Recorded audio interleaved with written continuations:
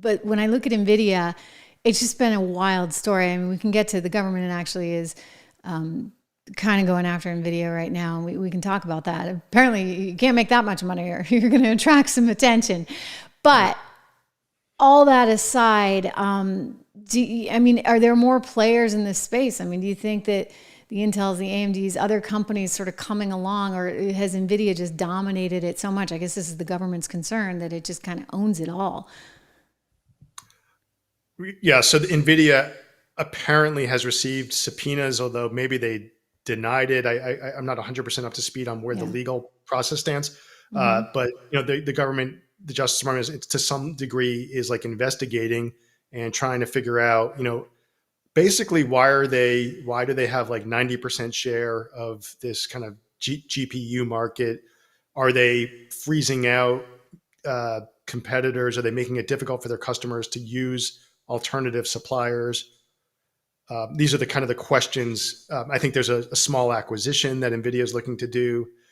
So these are the questions that the government is asking. And it's not surprising, given how immensely. By the way, in fairness, right, to the Biden administration, because people accuse me of not always being fair to them. Look, I mean, these are things that, if they are, doing things that would be monopolistic in nature, trying to corner the market and doing things to exclude everyone else, then no, that's not good. We don't want that. That inhibits, right, the innovation. And we want this growing and growing fast, because I do think it's going to take our economy to new levels and new places. Simultaneously, some people are like, wait a second, why are they going after like the one big profit driver right now? And so I think, unfortunately, the government's sort of always behind the 8 ball. And when it comes to tech, I think they're really behind. But in fairness, you've got to also make sure that you're creating a very competitive landscape.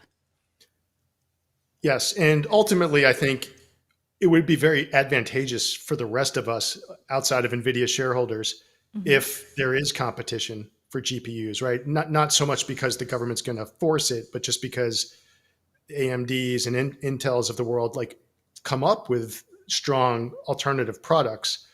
Because in that scenario, then you just have more GPUs on the market, right? They're cheaper. The profit pool, it's like NVIDIA is not just making all the money off of AI, but it's sort of being shared with other players. And that's where you really get even more, productive investment, right? When we start to costs come down and we can develop AI more efficiently. So somebody has a great story, right? I remember it some 20 years ago, even longer ago, when I lived out in the Bay Area in California. And, it was just kind of a teeny little company, semiconductor company. It wasn't that big a deal. And just all of a sudden, right, in the last few years, it's just shot forward. What is it that their founder kind of knew and got, in your estimation, ahead of everyone else? Well, look, it was always really just a video game company, right? Making the technology that supported graphics in video games, which is it made a lot, it was a very successful company doing that. And that's a very large market. But in the past few years, they've made this transition to AI and applying that same technology that was used for graphic processing, to machine learning and to all of these new applications. So, maybe to some extent they got lucky, but it's I don't think it's luck. It's a tremendous innovation, and they're breaking new ground. I don't think there's precedent in technology for what we've really are seeing now with NVIDIA. I don't think so either. I think, and by the way, let me just underscore that point for everyone.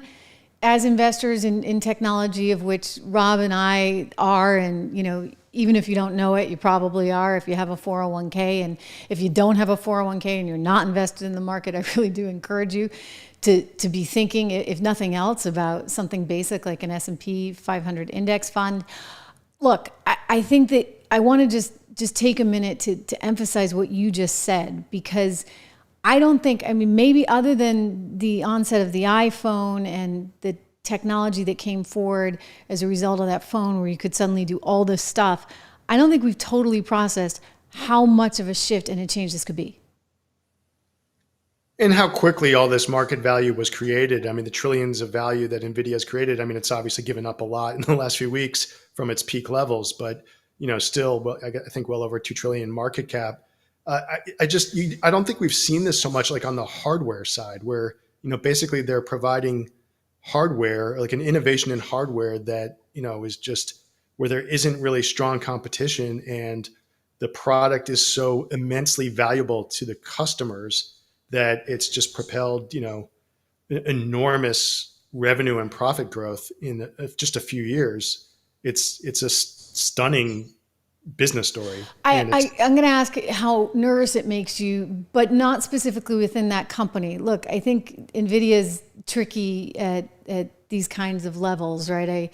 I know you bought in a couple of years ago when it was a pretty good deal, but it's not part of our American resilience portfolio, which is the growth portfolio. And there's a reason for that, in part because it is so highly valued. It is very high beta, but you don't necessarily have to be in Nvidia, I don't think, to believe in this overall momentum of where technology is taking us. And there's plenty of different offshoots. And we've seen this historically, right? Like if this is the biggest change and the biggest shift, there's going to be a lot of opportunities around this space